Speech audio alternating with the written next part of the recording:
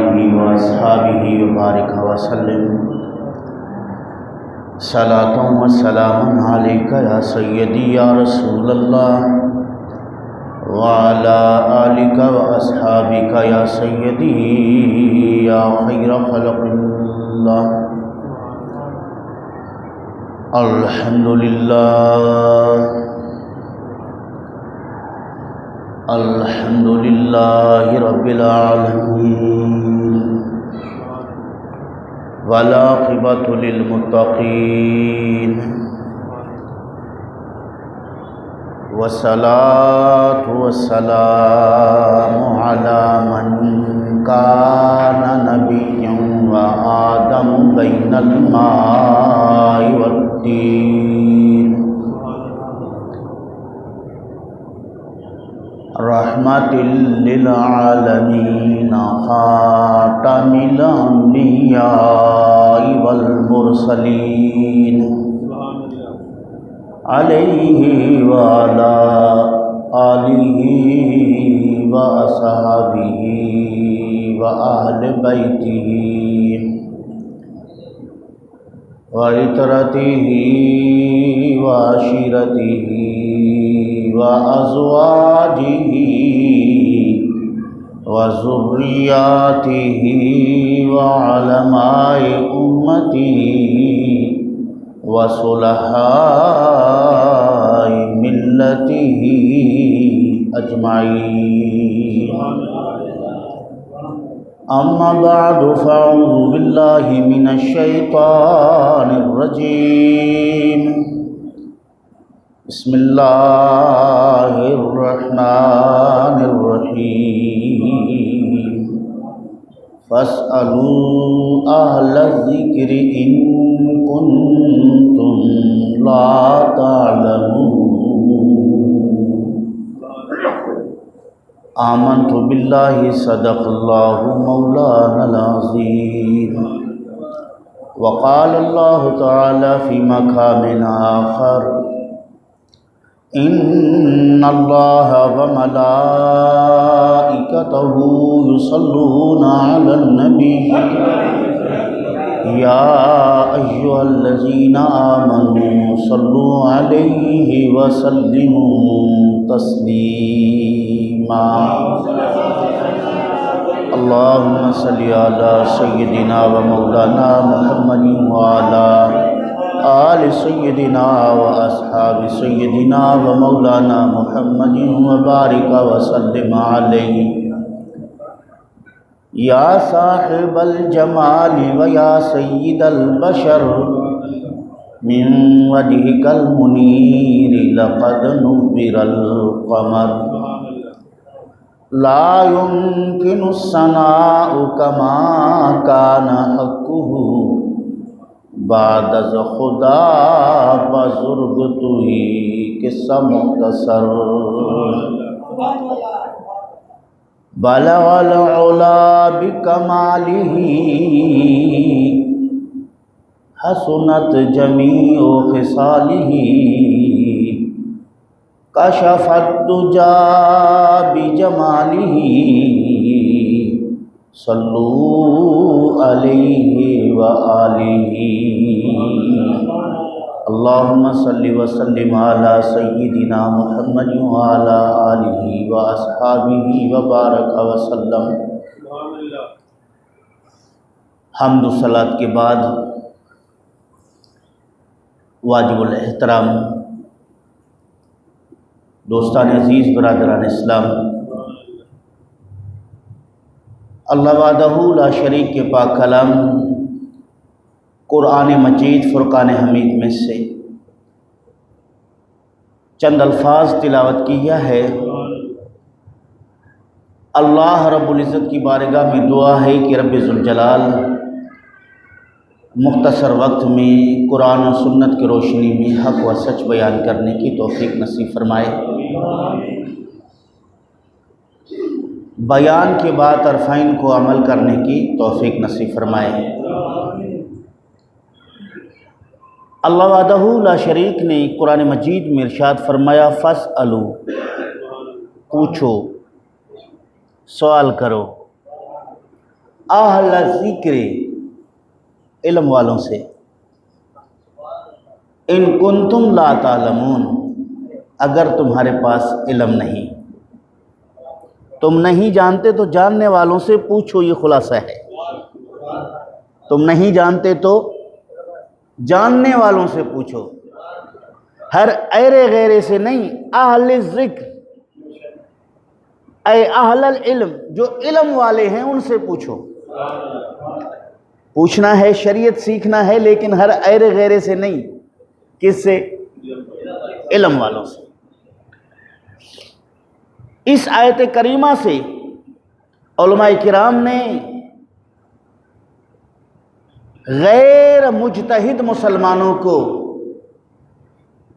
مجتہد ائمہ کرام کی تقلید کرنا اس سے ثابت ہوتا ہے، چونکہ جو مجتہد علماء جانتے ہیں وہ غیر مجتہد نہیں جانتے، اور غیر مجتہدین کو پابند کیا گیا ہے کہ تم اہل علم، اہل ذکر سے سوال کرو اور ان کے جواب کے مطابق عمل کرو۔ یہاں علم والوں کا مقام بھی ثابت ہو رہا ہے، درجہ بھی ثابت ہو رہا ہے۔ دوسرا، مسلمان شتر بے مہار نہیں ہے، جدھر منہ کرے ادھر چلا جائے، نہیں۔ علماء کرام کے وہ شرعی جوابات جو قرآن و سنت سے ماخوذ ہیں ان کو سامنے رکھتے ہوئے اس پر عمل کریں۔ چونکہ آج کی تقریر کا عنوان ہے حضرت امام اعظم ابو حنیفہ نعمان ابن ثابت رحمۃ اللہ تعالی علیہ کے فضائل و کمالات۔ حضرت نعمان ابن ثابت رضی اللہ تعالیٰ عنہ وہ خوش نصیب شخصیت ہیں جس کو اللہ رب العالمین نے اپنے پیارے رسول حضرت محمد مصطفیٰ صلی اللہ علیہ وآلہ وسلم کے دین اسلام کی خدمت کرنے کے لیے پیدا فرمایا، اور اللہ رب العالمین نے آپ کی خدمات کو قبول فرمایا۔ 2/3 مسلمان آپ کے مقلد ہیں۔ مسلمانوں کو 3 حصوں میں تقسیم کرو تو 2 حصے حضرت امام اعظم کے تقلید کرنے والے ہیں، 2 حصے۔ حضرت امام اعظم نعمان ابن ثابت رضی اللہ تعالیٰ عنہ رسول کریم صلی اللہ علیہ وآلہ وسلم کے 10 صحابہ کرام سے ملاقات کی ہے۔ کتنے؟ 10 صحابہ کرام رضوان اللہ تعالیٰ علیہم اجمعین سے آپ نے ملاقات کی ہے۔ حضرت امام اعظم ابو حنیفہ رضی اللہ تعالیٰ عنہ کی ذات گرامی وہ ہے جو سب سے پہلے فقہ کی تدوین کی، ان کے ابواب آپ نے تشکیل دیے، اور رسول اکرم صلی اللہ علیہ وآلہ وسلم کے دین پر اجتہادی معاملے میں زبردست قسم کے کام کیے جو آج آپ کو خراج تحسین پیش کیا جاتا ہے۔ اور اس کے بعد دیگر ائمہ ثلاثہ آپ کے قواعد کے بنا پر اپنے فقہ کی تدوین کی ہے۔ حضرت نعمان بن ثابت رضی اللہ تعالیٰ عنہ وہ امام ہیں جس کی بشارتیں رسول کریم صلی اللہ علیہ وسلم نے دی ہیں۔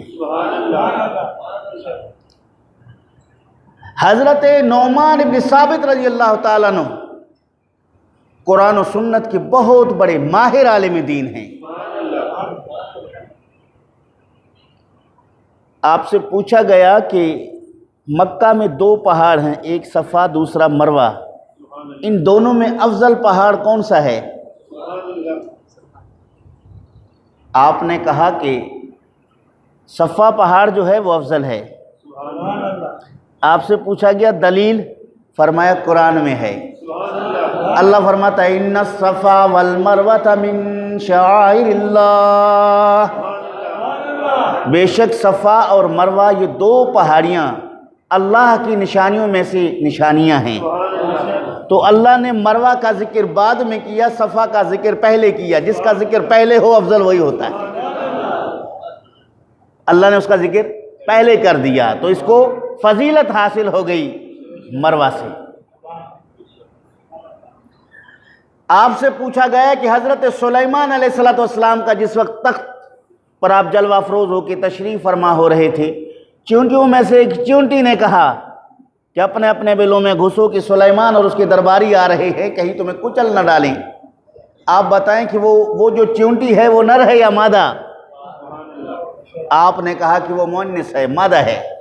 فرمایا دلیل، کہا رب ذوالجلال نے اس کے لیے صیغہ تانیث استعمال کیا، قالت نملتن کا جو تا ہے یہ تانیث کا نہیں ہے، یہ جنس کا ہے، یعنی ہر ایک چونٹی کے لیے نملہ کا لفظ بولا جاتا ہے، اور نملہ کے تا ساکن سے آپ اس کو مؤنث ہونا ثابت نہیں کریں گے، لیکن قالت کا لفظ جو پہلے موجود ہے اس سے اس کا مؤنث ہونا ثابت ہوتا ہے۔ تو یہ آپ کا وہ غور و فکر اور تدبر ہے جو آپ نے قرآن مجید میں کیا، جنس بتا دیا کہ یہ نر یا مادہ ہے، تو وہ بھی الفاظ کو سامنے رکھتے ہوئے فقہی معاملات میں آپ نے وہ مسئلہ عرض کیا۔ حضرت امام اعظم نعمان بن ثابت رحمۃ اللہ علیہ کو اللہ رب العالمین نے عقل سے نوازا تھا، اور علمی اعتبار سے بھی آپ سب سے آگے اور فائق تھے، آپ تدبر تھے۔ کوفہ میں ایک شخص نے اپنی مجنونہ بیوی، یعنی جس کی دماغی توازن کمزور ہو، اس بیوی سے کچھ ایسے جملے بولے قسم کھا کر کہ میں آپ سے اس وقت تک بات نہیں کروں گا جب تک پہلے آپ مجھ سے بات نہیں کریں گے۔ قسم کھا کے کہا کہ اللہ کی قسم ہے میں آپ سے اس وقت تک نہیں بولوں گا جب تک پہلے آپ بات نہیں کریں گے۔ وہ مجنونہ خاتون نے بھی آگے سے جواب دے دیا کہ میں بھی آپ سے اس وقت تک بات نہیں کروں گی جب تک آپ مجھ سے بات نہیں کریں گے۔ یہ مسئلہ کوفہ کے علماء کے پاس چلا گیا کہ اب اگر کوئی بولے اور قسم بھی نہ ٹوٹے طریقہ کیا ہے؟ تو علماء نے کہا کہ دونوں طرف سے کلام کیا گیا تو قسم ٹوٹ جائے گا اور کفارہ لازم ہوگا۔ مسئلہ حضرت امام اعظم ابو حنیفہ نعمان بن ثابت رحمۃ اللہ علیہ کی بارگاہ میں آ گیا۔ آپ نے فرمایا کہ پہلے مرد بولے قسم نہیں ٹوٹے گا، مرد پہلے بولے اس کے بعد اس کی بیوی بات کرے تو دونوں کا قسم نہیں ٹوٹے گا۔ اس وقت کے ولی کامل حضرت سفیان ثوری رضی اللہ تعالیٰ عنہ یہ جواب سن کر ناراض ہو گئے۔ دونوں نے قسمیں کھائی ہیں کہ جو پہلے بات کرے، ظاہر ہے دونوں جب بولیں گے تو قسم ٹوٹ جائے گا، کفارہ لازم ہوگا۔ یہ نعمان بن ثابت کیا بات کر رہے ہیں؟ جب آپ کو کہا گیا کہ وقت کے بہت کامل ولی آپ کے اس جواب سے ناراض ہیں، وہ کہتے ہیں کہ آپ نے یہ شرعی مسئلہ درست اور ٹھیک نہیں بتایا، ذرا اس کو مطمئن کیجئے۔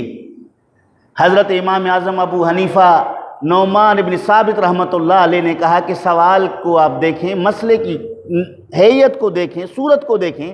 مسئلہ یہ ہے کہ شوہر اپنی بیوی سے یہ کہتا ہے کہ اگر آپ نے مجھ سے، اللہ کی قسم ہے میں اس وقت تک آپ سے بات نہیں کروں گا جب تک آپ مجھ سے نہیں بولیں گے، اور اس کے بعد اس کی بیوی نے کہا کہ میں بھی آپ سے اس وقت تک بات نہیں کروں گی جب تک آپ بات نہیں کریں گے، تو بیوی نے شوہر کے قسم کھانے کے بعد بات کر لی ہے۔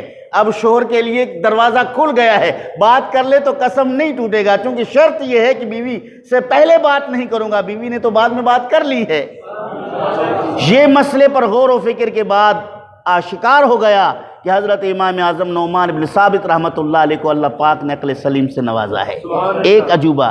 دوسرا فقہی عجوبہ جو فقہ کے ماہرین علماء ذکر کرتے ہیں کہ ایک شخص نے کسی بہانے سے اپنی بیوی کو طلاق دینا چاہ رہا تھا، کوئی بہانہ ہو، وجہ بنے کہ میں اپنی بیوی کو طلاق دوں، اپنی بیوی سے کہا کہ میرے لیے پانی لاؤ، اس کی بیوی نے پانی پیش کیا، کہا یہ پانی میں نہیں پیوں گا، اگر آپ نے اس کو خود پی لیا تو آپ کو 3 طلاق ہے، اگر آپ نے اس پانی کو گرا دیا تب بھی آپ کو 3 طلاق ہے، اگر آپ نے اس پانی کو اسی برتن میں رہنے دیا تب بھی آپ کو 3 طلاق ہے۔ مسئلے کو سمجھے، عجیب معاملہ ہے۔ ظاہر ہے ان تینوں کاموں میں سے کوئی ایک کام کرنا ہوگا، نہیں گرائے پانی تو پانی برتن میں رہے گا، تب بھی طلاق کا شرط موجود ہے، خود پی لے تب بھی طلاق کا شرط موجود ہے، کسی اور کو پلا دے تب بھی طلاق کا شرط موجود ہے، گرا دے تب بھی طلاق کا شرط موجود ہے۔ یہ علماء کے پاس جب مسئلہ چلا گیا تو علماء جواب دینے سے قاصر ہو گئے، بڑے بڑے علم و فن کے بڑے ماہر علماء خاموش ہو گئے کہ اب اس کا کیا حل کریں۔ حضرت امام اعظم نعمان بن ثابت رحمۃ اللہ علیہ کے پاس جب یہ مسئلہ آیا تو آپ نے کہا کہ مسئلہ تو بہت آسان ہے، اس میں پریشان ہونے کی کیا ضرورت ہے؟ حضرت صاحب پریشانی کی تو بات ہے، اب کریں تو کیا کریں؟ فرمایا روئی لے کر آؤ، بات عقل کی ہے، روئی لے کر آؤ۔ فرمایا تھوڑا سا روئی اس پانی میں ڈال دو، اس روئی کو دھوپ پہ رکھو سوکھ جائے، پھر تھوڑا سا اور روئی ڈال دو، تاکہ یہ روئی اس کے اندر ڈالتے رہو، پانی یہ روئی جذب کرتا رہے، یہ نہ پھینکنا ہوا، نہ کسی کو پلانا ہوا، نہ برتن میں رکھنا ہوا۔ یہ جتنی شرطیں ہیں وہ سب کے سب ختم ہو گئیں، طلاق نہیں ہوا۔ یہ عمل کرو تو یہ عقل اللہ رب العالمین علماء کو دیتا ہے۔ تو ایسے علماء ماہرین امت کی جو خیر خواہی اور رہبری کرتے ہیں، یہ ہر کسی کے بس میں نہیں، اللہ تعالیٰ جل شانہ جس کو چاہے اس کو نواز دے۔ یہ آپ کا وہ علم اور فن تھا۔ اور وہاں آپ کے زمانے میں ایک شخص تھا، وہ کہتا تھا کہ میں خدا کو نہیں مانتا، اللہ رب العالمین کو میں تسلیم ہی نہیں کرتا، یہ دنیا خود بخود قائم ہے، خود بخود اس کی وجود، وہ جہاں جائے عقل کے زور پر بات کرے، کوئی اس کو قائل نہ کر سکا، بڑے بڑے علماء اس کو قائل نہ کر سکے۔ حضرت امام اعظم نعمان بن ثابت رحمۃ اللہ علیہ کو جب اس کی خبر ملی تو آپ نے کہا کہ اس سے میں بات کروں گا، اس سے میں بات کروں گا۔ ٹھیک ہے، بات کریں۔ انہیں کہا گیا کہ آپ کے ساتھ نعمان بن ثابت گفتگو کرنا چاہتے ہیں، اور نعمان بن ثابت یہ بات ثابت کر کے دکھائیں گے کہ اللہ رب العالمین کی ذات موجود ہے، واجب الوجود ہے۔ فلاں ٹائم، فلاں وقت، فلاں جگہ پہ آپ آنا، اپنے تمام حمایتوں کے ساتھ امام صاحب تشریف لائیں گے۔ وہ دہریہ وہاں آیا، اپنے لوگوں کے ساتھ آیا، چرب زبانی اور چالاکی کا بڑا ماہر ماسٹر تھا۔ اس نے سوچا کہ اب مجھے کوئی بھی جواب نہیں دے، یہ آیتیں پڑھیں گے میں مانوں گا نہیں، یہ حدیثیں پڑھیں گے میں مانوں گا نہیں، بات ہے عقل کی، عقل سے مجھے کوئی قائل کر ہی نہیں سکتا، میں اتنا معقولی بات کرتا ہوں۔ حضرت امام اعظم مقررہ وقت پر وہاں نہیں گئے، لوگ انتظار کرتے رہے، مسلمان پریشان ہو گئے کہ امام صاحب ابھی تک تشریف نہیں لائے۔ وہ اپنے لوگوں میں کہہ کے لگا کہ ہنس رہا تھا کہ دیکھو میں اتنا کامل ہوں گفتگو میں، کوئی میرے سامنے نہیں آ سکتا، جن پر ان مسلمانوں کو ناز تھا وہ بھی ابھی تک نہیں آئے۔ حضرت امام صاحب نے کافی وقت دیر کر کے جب وہاں حاضر ہوئے تو سب سے پہلے اس دہریے نے ان سے سوال کیا کہ آپ نے جو صبح کا وقت دیا ابھی دوپہر ہوا چاہتا ہے، آپ نے اتنی دیر کی ہے اور اتنے بڑے امام وعدے کی خلاف ورزی کر رہے ہیں۔ کہنے لگا اس میں معذور تھا، مجھے کوئی عذر لاحق ہوا۔ اچھا کیا عذر؟ کہنے لگے کہ میں آپ کی طرف آ رہا تھا لیکن میں دریا کے اس طرف تھا، دریا کے کنارے آیا، کوئی کشتی مل جائے میں اس میں بیٹھ کے آپ کے پاس آؤں، مجھے آپ سے بات کرنی ہے۔ وہاں کوئی کشتی اور کشتی بان مجھے نہ ملا، میں انتظار میں کھڑا رہا، ساحل دریا پر ایک درخت خود بخود کٹ گیا، خود بخود اس کے تختے بنے، خود بخود وہ کشتی بنا، خود بخود وہ پانی میں چلنے لگا، خود بخود وہ میری طرف آیا اور خود بخود مجھے بٹھا کے یہاں کنارے لے کر آیا اور میں آپ کے پاس آ گیا ہوں۔ دہریے نے بڑے کہہ سے لگایا کہ اتنے بڑے امام اور اتنی غیر معقول بات کرتے ہیں کہ درخت خود کیسے کٹ سکتا ہے، درخت کی تختیاں کیسے بن سکتے ہیں، درخت سے کشتی خود بخود کیسے بن سکتی ہے، وہ پانی میں کیسے چل سکتا ہے، یہ تو بات عقل میں نہیں آتی۔ آپ نے کہا کہ ایک درخت خود نہیں کٹ سکتا، ایک درخت سے خود تختے نہیں بن سکتے، ایک درخت سے خود کشتی نہیں بن سکتی، اتنا سارا نظام خود بخود کیسے بن گیا؟ 1000 دہریے مسلمان ہوئے، کتنے؟ 1000 کا وہ جمع غفیر لے کر آیا تھا جو اس کے پیچھے تالیاں بجانے والے تھے، اس کو ایسا عقل سے لاجواب کر دیا کہ ان کے سارے ساتھی کلمہ پڑھنے پر مجبور ہو گئے۔ تو عزیزان گرامی، یہ کرامت ہے حضرت امام اعظم نعمان بن ثابت رحمۃ اللہ علیہ کا، جو اللہ رب العالمین نے آپ کو وہ علم، وہ فن نصیب فرمایا ہے، جو آپ وقت کے بہت بڑے مجتہد تھے، جس کی خوشخبری رسول اکرم صلی اللہ علیہ وسلم نے دی ہے۔ اور پھر عقیدے کے اعتبار سے بھی دیکھیں، حضرت امام اعظم نعمان بن ثابت رحمۃ اللہ علیہ کے آپ عقائد اور نظریات کو بھی دیکھیں، اس میں بھی عشق اور محبت کی ٹھانٹیں مارتے ہوئے سمندر موجود ہے۔ آپ کا قصیدۃ النعمان مشہور ہے، اس کا پہلا مصرع یا سید السادات جیتو کا قاصدہ، اے سیدوں کے سید، اے سرداروں کے سردار، رسول کریم سے عرض کر رہے ہیں یا سید السادات جیتو کا قاصدہ، میں آپ کا ارادہ کر کے آپ کی بارگاہ میں حاضر ہوا ہوں، آپ کا ارادہ، آپ کی زیارت کا ارادہ کر کے میں یہاں آیا ہوں۔ یا سید السادات جیتو کا قاصدہ، میں آپ کی بارگاہ میں ارادہ عقیدہ لے کر آیا ہوں، کیا وَأَرْجُو رِدَاكَ وَأَحْتَمِي بِهِمَاكَ، تاکہ میں آپ کو راضی کر سکوں، یا رسول اللہ آپ کو راضی کر سکوں اور آپ کی حمایت حاصل کر لوں۔ کوفہ سے مدینہ آیا ہوں، یہ ارادہ کر کے آیا ہوں، یہ نیت کر کے آیا ہوں، یہ عقیدہ لے کر آیا ہوں کہ بارگاہ مصطفیٰ صلی اللہ علیہ وآلہ وسلم میں میری حاضری ہو، اور میری وہاں حاضری سے اللہ کے محبوب مجھ پہ راضی ہوں، اور رسول کریم راضی ہو تو محشر میں پھر میری حمایت بھی کریں، شفاعت بھی کریں۔ یا سید السادات جیتو کا قاصدہ وَأَرْجُو رِدَاكَ وَأَحْتَمِي بِهِمَاكَ، میں آیا ہوں آپ کی حمایت حاصل کرنے کے لیے۔ امام اعظم ابو حنیفہ نعمان بن ثابت رضی اللہ تعالیٰ عنہ کا یہ عقیدہ آج کس کے پاس موجود ہے؟ یہ عقیدہ جو پہلا قصیدۃ النعمان کا شعر ہے، اس کے اندر آپ نے رسول کریم کو حرف ندا سے مخاطب کر کے حضور سے ہم کلام ہونے کی آپ نے کوشش کی ہے، حضور سے بات کرنے کی کوشش کی ہے۔ یہ عقیدہ اور یہ ارادہ رکھ کر کہ رسول کریم سے کی بارگاہ میں جو میں عرض کروں گا نبی کریم صلی اللہ علیہ وسلم سن لیں گے، اور حضور اکرم صلی اللہ علیہ وسلم جب سماعت فرمائیں گے اور پھر مجھ پر مہربانی ہوگی۔ حضرت امام اعظم نعمان بن ثابت رضی اللہ تعالیٰ عنہ نے یہ عقیدہ قرآن مجید سے عرض کیا، وَلَوْ أَنَّهُمْ إِذْ ظَلَمُوا أَنفُسَهُمْ جَاءُوكَ فَاسْتَغْفَرُوا اللَّهَ وَاسْتَغْفَرَ لَهُمُ الرَّسُولُ لَوَجَدُوا اللَّهَ تَوَّابًا رَحِيمًا، جو لوگ اپنے جانوں پر ظلم کر بیٹھے انہیں چاہیے کہ وہ رسول کی بارگاہ میں جائیں۔ کہاں جائیں؟ کہاں جائیں؟ یا سید السادات جیتو کا قاصدہ، رسول کی بارگاہ میں جائیں۔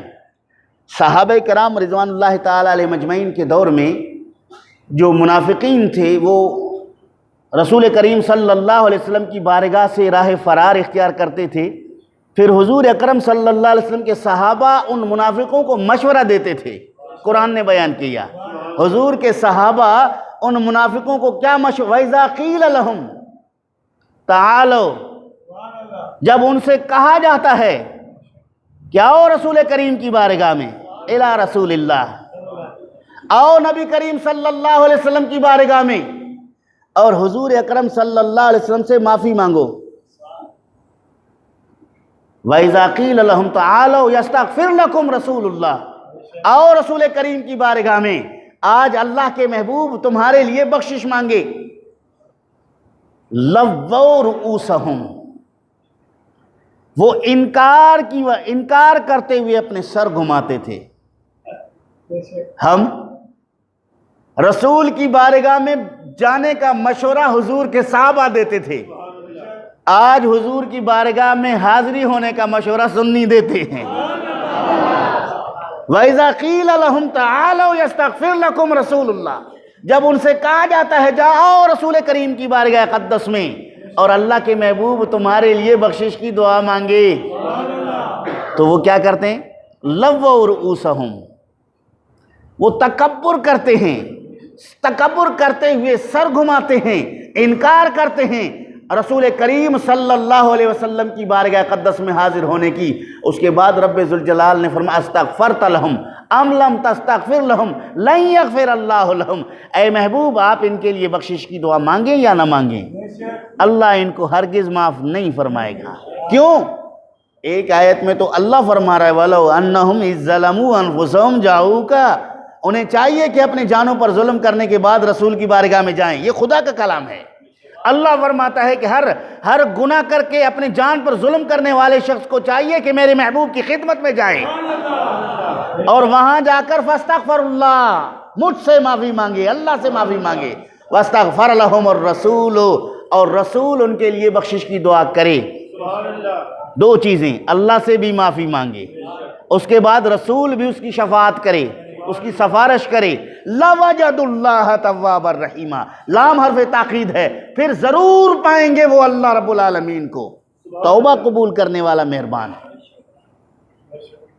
اللہ سے دعا مانگ لی، اللہ رب العالمین کی بارگاہ میں توبہ کر لیا، تو اس کے بعد پھر وَاسْتَغْفَرَ لَهُمُ الرَّسُولُ کا شرط رب ذوالجلال نے لگا دیا، تاکہ اللہ جانتا تھا کہ قرب قیامت میں کچھ ایسے لوگ آئیں گے، کہیں گے کہ ہم کسی کے پاس کیوں جائیں، ہم تو اللہ کی بارگاہ میں جائیں گے، اللہ ہی ہمیں معاف فرما دے گا۔ رب نے فرمایا کہ ایسے منکرین سے کہہ دو اللہ رب العالمین بھی تمہیں تب معاف فرمائے گا، وَاسْتَغْفَرَ لَهُمُ الرَّسُولُ، جب رسول تمہاری سفارش کریں گے۔ لَوَجَدُ اللَّهَ تَوَّابًا رَحِيمًا، وہاں کہا گیا کہ رسول ان کے لیے بخشش کی دعا کرے تو اللہ کو توبہ قبول کرنے والا مہربان پائیں گے۔ یہاں فرمایا استغفرت لہم ام لم تستغفر لہم لن یغفر اللہ لہم، اے محبوب آپ ان کے لیے بخشش کریں یا نہ کریں، اللہ ہرگز ان کو معاف نہیں کرے گا۔ وجہ کیا ہے؟ اے محبوب آپ رحمت ہیں عالمین کے لیے، آپ اپنے رحمت کے تحت ہر اپنے دشمن اور مخالف کے لیے بخشش کی دعا مانگیں گے، لیکن میں نے قانون بنایا ہے جو میرے محبوب کی بارگاہ اقدس میں آنے سے کتراتا ہے، محبوب بھی کہہ دے گا نہیں معاف کروں گا، اور جو میرے محبوب کی بارگاہ میں غلامی کا پٹا گردن میں ڈال کر جائے گا وہاں محبوب کہہ دیں گے، میرے حبیب کہہ دیں گے اللہ معاف فرما دو۔ لَوَجَدُ اللَّهَ تَوَّابًا رَحِيمًا، تو پھر وہ اللہ کو توبہ قبول کرنے والا مہربان پائیں گے۔ ایک جگہ پر میں نے یہ آیت پڑھی وَلَوْ أَنَّهُمْ إِذ ظَلَمُوا أَنفُسَهُمْ جَاءُوكَ، تو فٹ سے ایک رکا آیا، کسی صاحب نے لکھا کہ استغفرت لہم ام لم تستغفر لہم لن یغفر اللہ لہم کا کیا ترجمہ ہے؟ یعنی اس آیت سے میں یہ ثابت کر رہا تھا کہ جب اللہ رب العالمین کے محبوب کی بارگاہ میں حاضر ہو جاؤ گے وہاں سے تمہاری شفاعت ہوگی تو بخشے جاؤ گے۔ میں یہ موقف ثابت کرنا چاہ رہا تھا، اس نے کہا کہ ایسا نہیں ہے، چونکہ اللہ نے کہا استغفرت لہم ام لم تستغفر لہم لن یغفر اللہ لہم، محبوب تم بخشش کی دعا کرو یا نہ کرو میں ہرگز ان کو معاف نہیں فرماؤں گا۔ میں نے کہا میں بات کر رہا ہوں رسول کریم کے گناہگار غلاموں کی، آپ بات کر رہے ہیں رب ذوالجلال کے زمین پر رہتے ہوئے محبوب کے دشمنوں کی۔ کون اپنے محبوب کے دشمن کو معاف کر سکتا ہے؟ اللہ رب العالمین معاف نہیں فرما رہا، اس کی وجہ یہ ہے کہ یہ محبوب محمد کریم کے ساتھ ان کی محبت نہیں ہے اور حضور اکرم صلی اللہ علیہ وسلم کے شفاعت کے قائل نہیں ہیں، یہ حضور کی بارگاہ اقدس میں آنے کے لیے تیار نہیں ہے۔ یہ قانون تو اس کے لیے ہے اور یہ قانون اس کے لیے نہیں جو بتقاضۂ بشری کے گناہ کرنے کے بعد رسول کریم کی بارگاہ میں جائے اور رسول کریم کو رب ذوالجلال کا محبوب مان لے اور رسول کریم کو شافی مان لے، گناہگاروں کے بخشوانے والا مان لے، پھر ایسوں کے لیے محمد مصطفیٰ شفاعت کریں گے تو وہ شفاعت قبول ہوگی۔ یہ دونوں آیتوں کو اگر آپ دیکھیں گے تو آیت اہل سنت کا عقیدہ واضح ہو جائے گا۔ جہاں پہ شفاعت قبول نہیں کی جائے گی، دعا قبول نہیں کی جائے گی، وہاں مراد کافر اور منافق ہیں، اور جہاں بخشش کے لیے آیتیں موجود ہیں وہاں مراد گناہگار مومن مسلمان ہیں۔ تو ہم مسلمانوں کے شفاعت کے قائل ہیں، ہم تو کافروں کے شفاعت کے قائل نہیں، ہم تو منافقین کے شفاعت کے قائل نہیں۔ ہم تو کہتے ہیں کہ رسول کی شفاعت پانے کے لیے ایمان کا ہونا شرط ہے، مسلمان کا ہونا شرط ہے۔ ایمان اور اسلام موجود ہو چاہے کتنا بڑا گناہگار ہے رسول کریم کی شفاعت سے بخشا جائے گا، ہم یہ کہتے ہیں۔ یہی عقیدہ اسلام ہے، یہی حضرت امام اعظم ابو حنیفہ نعمان بن ثابت رحمۃ اللہ علیہ کا مسلک ہے۔ آپ نے فرمایا الشفاعت ثابت، شفاعت ثابت ہے، اور علامہ مالک قاری نے کہا شفاعت حق، اور یہ شفاعت حق ہے۔ الفقہ الاکبر اور اس کی شرح میں آپ دیکھ لیں، آپ کو یہ مل جائے گا۔ حضرت امام اعظم ابو حنیفہ رحمۃ اللہ تعالیٰ کے ارشاد، اللہ تعالیٰ جل شانہ فرمائے فاسألوا اہل الذکر وان کنتم لا تعلمون، پوچھو علم والے سے اگر تمہارے پاس علم نہیں ہے۔ معلوم ہوا کہ دین علم والوں سے سیکھنا چاہیے۔ ہر ایرے غیرے سے نہیں سیکھنا چاہیے. تو اللہ تعالیٰ عمل کو توفیق